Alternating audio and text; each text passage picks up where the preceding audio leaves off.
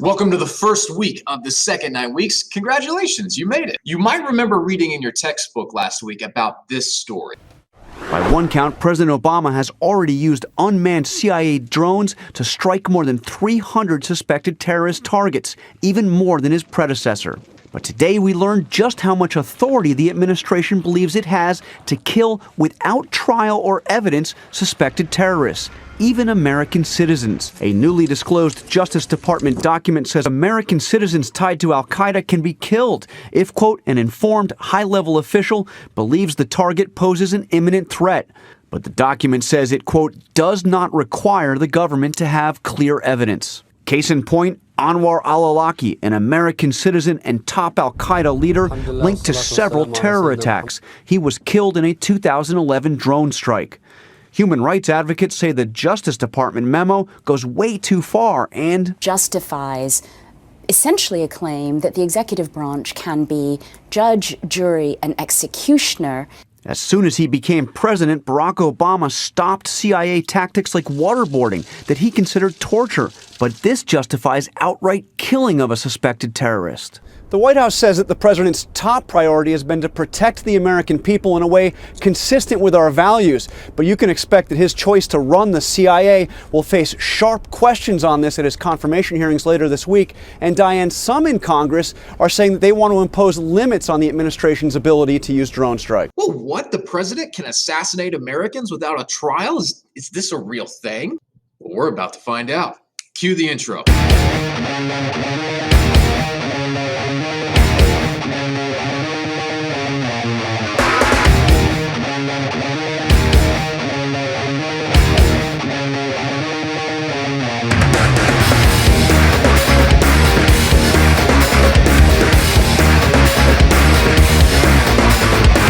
So yeah, that whole thing actually went down within the last decade. And as you heard him say towards the end of that video, Congress wanted to limit some of the powers of the presidency after seeing that. And around that time, Barack Obama was set to nominate a new head of the CIA.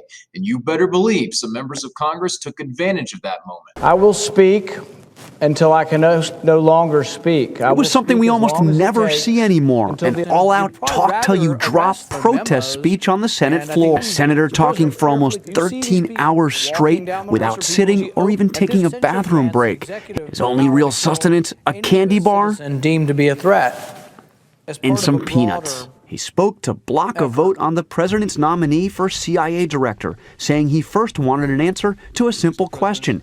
Can the president use a drone strike to kill an unarmed American citizen on U.S. soil? We'll take a telegram. We'll even take a tweet. The president's power to order drone strikes has so few limits, the administration refused to directly answer, earning the Tea Party senator some unlikely allies, even comedian Jon Stewart. He's using the filibuster the way it's meant to be used. The talkathon stopped only when nature finally called. I've discovered that there are some limits to filibustering, and I'm going to have to go take care of one of those in a few minutes here. But it worked. John Brennan was confirmed as CIA director, but only after Senator Paul got his answer. No, the president cannot kill an unarmed U.S. citizen here at home with a drone. Senator Paul told us it was a clear-cut victory. See, everything you're learning in the last few chapters is coming together now. Now you know the context of that filibuster. As the power of the presidency has gotten bigger, sometimes in situations like this, Congress uses their power to step up and try to rein the executive branch back in. The question is, though, how did the power of the presidency get so big to where a president actually pretty much got away with assassinating an American citizen without a trial? To understand how the presidency has grown in power over time to where it is today, there's some concepts we've got to understand moving forward. For starters, it's important to understand that just like Congress, who has certain express powers that are actually written in the Constitution and then implied powers via the necessary and proper clause, the president also has expressly enumerated powers in the Constitution, meaning powers that are specifically written there, and they also have some informal powers or implied powers as well. One of the informal powers the president has that's not specifically mentioned in Article 2 of the Constitution is the power to issue executive orders. Remember, as head of the executive branch, the president's also the head of the cabinet departments and the bureaucracy. And an executive order basically instructs the bureaucracy how to implement and carry out a law. The Supreme Court has said it's fine for the president to use executive orders as long as they are used to carry out a constitutional function that the presidency and the executive branch have. Now, executive orders do not need congressional approval, which means the president kind of doesn't really have many checks on their executive orders, besides the fact that the Supreme Court can still strike down an executive order, but Congress is kind of left out of the process. So remember when I had you watch Schoolhouse Rock's version of how a bill becomes a law? It's a little more executive orders all the time. As you can see here, executive orders have been used by presidents dating all the way back to our first president, George Washington. But in particular, you can see it exploded during the Progressive era, where government really grew in power, and the president that used the most executive orders was Franklin Delano Roosevelt. As you saw in that SNL clip, sometimes members of the public and members of Congress can think that a president's executive order goes too far and grants the president too much power. But if we go back to this chart, you'll see that executive orders tend to explode whenever there's a war or a national crisis, like the Great Depression in FDR's case, or currently the war on terror. You'll see throughout this lesson in this chapter that a common theme is that when the public feels afraid or there's a crisis or an emergency, usually Congress and the public give the president more power, or they're okay with the president flexing their muscles and exercising more authority. But over time, that builds up, and precedent builds on precedent. And it's very rare to have a president come into office and say that they're going to give up more power of the presidency and actually follow through with that. Like I said, some executive orders, though, are very controversial, like Barack Obama granting legal status to 5 million undocumented immigrants. And then probably the most famous one would be FDR putting Japanese American citizens into internment camps during World War II. That was done through an executive order as well. President Trump has actually used a lot of executive orders during his presidency as well. He's used executive orders to deal with border security. He's used executive orders to ban immigration from certain countries. And in fact, just today, some of the teachers were talking about his executive order to allow businesses and companies to defer their payroll taxes during this pandemic. So executive orders are tricky because as the head of the executive branch and the head of the bureaucracy, the president does have some discretion on how to tell the bureaucracy to implement a law if Congress has given them some ambiguity to work with. But it does draw a fine line between the president directing the bureaucracy how to implement a law and the president actually legislating himself. In fact, it kind of blurs the lines of separation of powers, where the legislative branch of Congress make the laws and the president doesn't make the laws, the president enforces the laws. Well, an executive order sometimes might mean the president has some leeway to legislate in a way. And that would be where the Supreme Court steps in, and they're the ones that ultimately decide if the president's gone too far on an executive order. Another informal power of the presidency is called executive privilege. And executive privilege is a right claimed by presidents to keep certain conversations, records, and transcripts confidential from outside sources, especially that of Congress. To give you an example of executive privilege, let's go back to the 70s and good old Richard Nixon. Well, I'm not a crook. Hopefully many of you remember learning about the Watergate scandal from history class, where Richard Nixon had some people break into the Democratic National Committee's headquarters. He wasn't trying to leave a gift basket or anything. He was trying to have people steal some of their plans and strategies for the upcoming election against him. Upon finding out about this, Congress demanded that President Nixon and the White House hand over some tape recordings and some other documents that they could use as evidence in this case. Because at that time, they were planning to impeach President Nixon, and impeachment articles were being brought forward in the House Judiciary Committee at that time. Nixon said, "You can't have any of that stuff." Congress said, "No, dude, we have to have it." And Nixon stepped back and said, "Well, I can't give it to you because of national security reasons, right? Keep in mind, during this time, we were fighting the Vietnam War, and it was the height of the Cold War." Nixon argued, "Guys, if I release this information, there's some classified information in there that we don't want our enemies to know, and if I release it to you, then our enemies are going to figure it out, and it's going to jeopardize our national security." In the past, executive privilege had been used by presidents dating all the way back to Thomas Jefferson's presidency. And in each case, the Supreme Court said that they would be the ones to decide whether or not the documents that were being requested to be released would jeopardize the nation's security. In Nixon's case, the Supreme Court ruled unanimously against him, and they forced him to cough up the documents. And we all know how that story with Nixon ends. I shall resign the presidency effective at noon tomorrow. And so that's the idea of executive privilege right there. The idea that the president, because they're in charge of national security, sometimes has the privilege to be exempt from other people seeing classified information. So let's shift a little bit more towards the president's formal power, some of which you went over last week in last week's video. As you hopefully know by now, once a bill is passed by both the House and the Senate, it goes to the president's desk. And the president has the ability to either veto that law or to sign that bill into law. One thing you may not know about that you learn in your AP textbook is something called a signing statement. A signing statement is written comments issued by presidents while signing a bill into law that usually consist of political statements or reasons for signing the bill, but they may also include a president's interpretation of the law itself. It's a method that the president uses to control legislative action via bureaucratic execution. So it's a chance for the president to actually write down what they really like about the bill, maybe make some sort of a statement, or maybe even talk about some parts of the bill they're not big fans of. As you also know, the president can veto a bill if the president does not want the bill to become law. But there's a type of veto people often forget about called a pocket veto.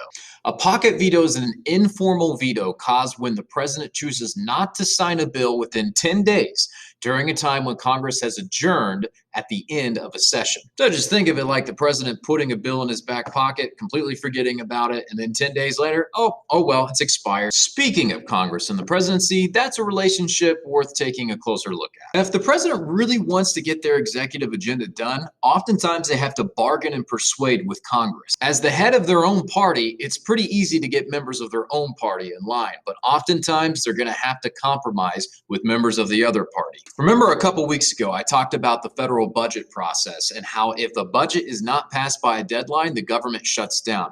And I brought up the most recent time this happened, which was a few years ago when President Trump was trying to get money for a border wall, but he was trying to get it through a gridlocked Congress and a divided government. So with that situation in mind, here's an example of the president trying to bargain and persuade during that scenario with soon-to-be Speaker of the House Nancy Pelosi and the leader of the Democrats in the Senate, Chuck Schumer.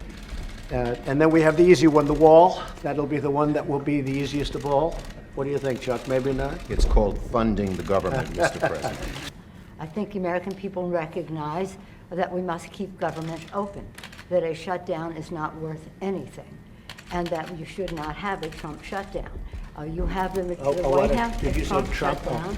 You have the White House, you have the Senate, you have the House of Representatives, you have the votes. You should pass it. No, we right don't have now. the votes, Nancy, because in the Senate we need 60 votes. No, but in the House, and we don't you have. could bring it up right now. Yeah, but today. I can't. Excuse me, but I can't get it passed in the House if it's not going to pass in the Senate. I don't want to waste time. Well, the fact is, you can get it started that way.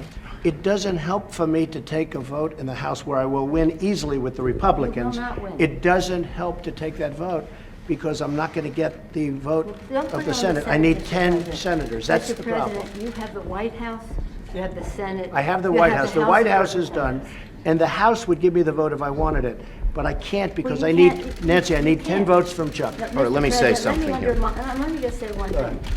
The fact is, you do not have the votes in the House. Nancy, I do, and we need Well, border let's take the security. vote, we'll Nancy, find out. Nancy, we need border security. It's very simple. Of course we do. We need border We security. do. People are pouring into our country, including terrorists. We have terrorists. We caught 10 terrorists over the last very short period of time. 10. These are very serious people. Our border agents, all of our law enforcement has been incredible what they've done. But we caught 10 terrorists. These are people that were looking to do harm. We have a proposal that Democrats and Republicans will support to do a CR that will not shut down the government. We urge you to take And it. if it's not good border security, I It won't is take it. very good border And if it's not security. good border Actually, what the security, border I won't security take it. We're coming in good faith to negotiate with you about how we can keep the government Open. We're going to keep it open if we have border security. If we don't have border security, I'm Chuck, with you. we're not going to keep it I'm open. with you. We are going to have border security. And it's the same border. You're bragging about what has been done. By us. We want to do the same thing we did last year, this year. That's our proposal. If it's good then, it's good now, and it won't shut down the government. Chuck, we can build a But that's much it. bigger Let's- section let's with debate- more money. Let's debate in Okay, private. you know what I'll say? Yes. If we don't get what we want, one way or the other, whether it's through you, through a military, through anything you want to call, I will shut down the government. Okay, fair Absolutely. enough. And We I am disagree. proud, and I'll We tell you what, disagree. I am proud to shut down the government for border security, Chuck, because the people of this country don't want criminals and people that have lots of problems and drugs pouring into our country. So I will take the mantle. My favorite part of that whole exchange is watching Mike Pence's face, who looks like a kid stuck between his parents arguing. As you can see there, sometimes bargaining and persuasion doesn't necessarily work. In fact, to end that whole situation, because there was such gridlock and division, President Trump ended up issuing an executive order taking money out of the military's budget to go towards the border wall in the name of national security. Even if you didn't pay attention to politics 4 years ago, you know that President Trump ran on the fact that he was going to build a border wall between the United States and Mexico. So in order to deliver on that promise to the people that voted for him, in hopes that they vote for him again, President Trump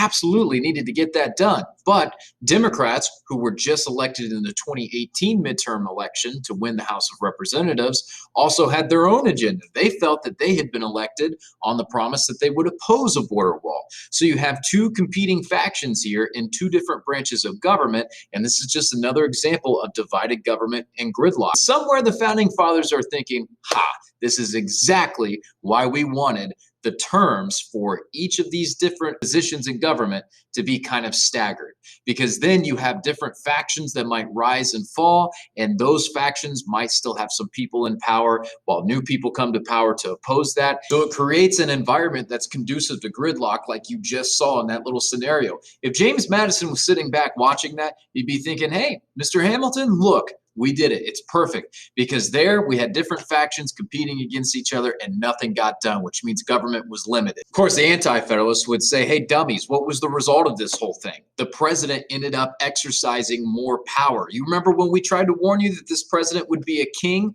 Well, when there's gridlock, sometimes it makes them more desperate. And when they become more desperate, they break the barriers and increase their power in order to deliver on their promises to the people and to get done what they want to get done. Now, sometimes to put pressure on Congress to do what the president wants, the president will go public. And that's a strategy where the president promotes himself and his policies by appealing directly to the people for support. This is sometimes referred to as the bully pulpit, and that's an appeal to the public to pressure the other branches of government to support their policies. President Trump is notorious for using the bully pulpit, and you all know probably the number one way he uses it is Twitter, which is a direct line to the people. Every day, the president can tweet what's on his mind, and he can try to put pressure on Congress to implement the policies that he wants. This is a very, very big advantage the president has when compared to other branches. I mean, think about it. This is kind of what Alexander Hamilton talked about in Federalist number 70. If you have a single executive, that's where the attention and all of the energy goes. And it gives the president an advantage over the amalgamated collective chaos of Congress. Since the president is a singular figure, they sometimes dominate the spotlight, and social media has definitely changed the way that bully pulpits can be used. I can almost guarantee it. Someday in your kids' and your grandkids' government textbooks, if they even have textbooks at that point, when they learn about the bully pulpit, there will be screenshots of President Trump's tweets from his presidency, and they'll claim that this was the beginning of a new age and a different type of bully pulpit. Here's a couple recent examples where President Trump was trying to put pressure on the House of Representatives, specifically Democrats and Nancy Pelosi, to get a new stimulus bill passed. And by tweeting this, President Trump is trying to communicate to Americans, hey, listen, the reason why you're not getting more stimulus checks is because the Democrats in the House of Representatives put pressure on them to get it done, because I'm sitting here waiting to sign it. We'll have to see if this strategy ends up working, because bully pulpits don't always do an effective job at getting the people to put pressure on Congress. Bully pulpits can work well if the president has a high approval rating with the people of the United States. But if the president has a low approval rating with the people, then Congress tends to side with maybe opposing the president and sticking with what the people want. And that might be what's happening right now with President Trump after seeing his approval ratings. Speaking of that, let's talk about presidential polling and approval rating. A presidential approval rating is when pollsters take kind of the national pulse on how the public views the president's job performance. Are they doing a good job or are they doing a bad job?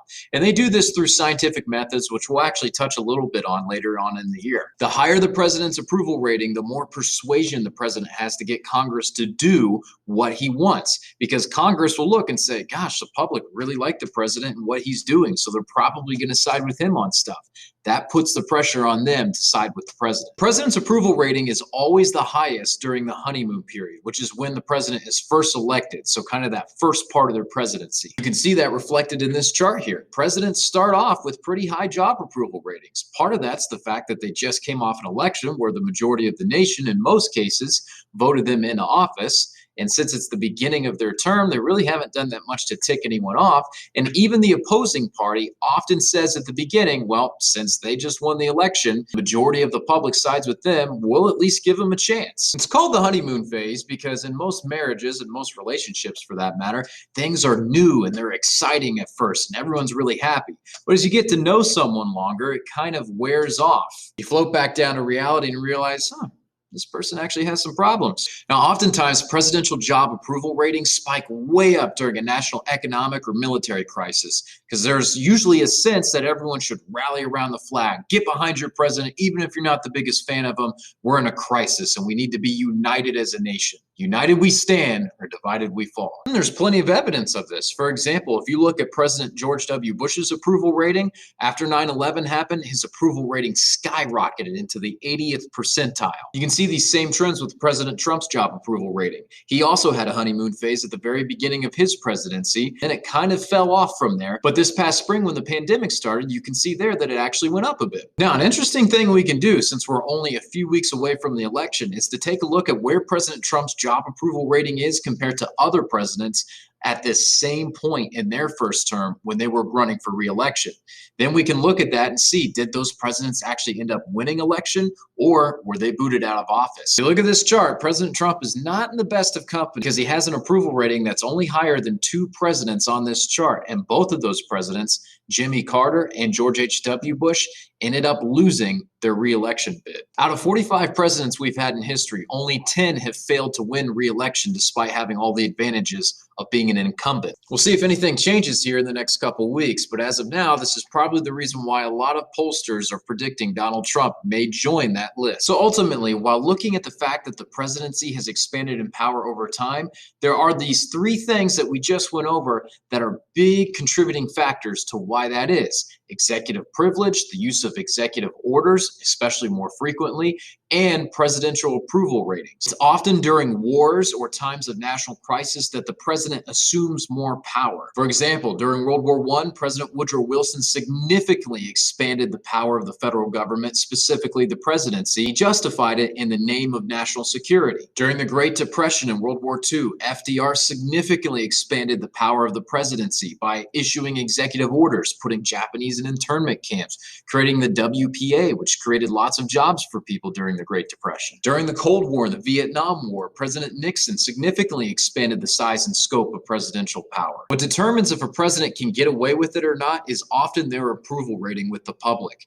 If Congress sees that the president has a high degree of favorability with the public, they'll be very afraid to stand up to the president in fear of the public turning against them losing their own re-election chances. But if Congress sees that the president has a very low job approval rating with the public, then they'll be more likely to stand up to him. For example, during the Vietnam War, as anti-war protests began to ramp up and it was discovered that Nixon was bombing a country that Congress didn't give him authorization to bomb, Congress began to see his approval rating drop, and Congress ended up passing the War Powers Resolution, which ended up restricting the powers of the presidency when it came to war. Remember, according to the Constitution, Congress gets the power to declare war, and a declaration of war means that we're fighting against another nation in a large-scale war.